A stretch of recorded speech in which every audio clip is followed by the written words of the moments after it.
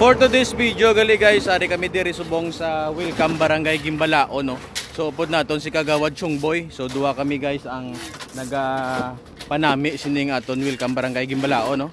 So ari diri subong guys na makita naton nga pagsulod pa lang sang mga turista pala guys, mga nagalagaw diri sa Barangay Gimbalao. So makita na nila ang katawom sa aton nga Welcome Barangay Gimbalao.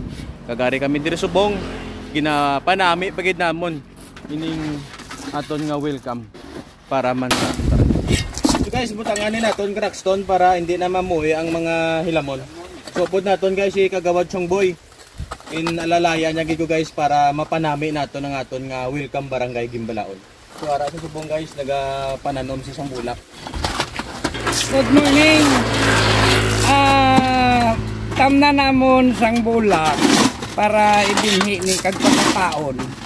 Kag pagdabol na amon nga priman para nga marami man maglantaw sa mga nagadayo sa amon barangay.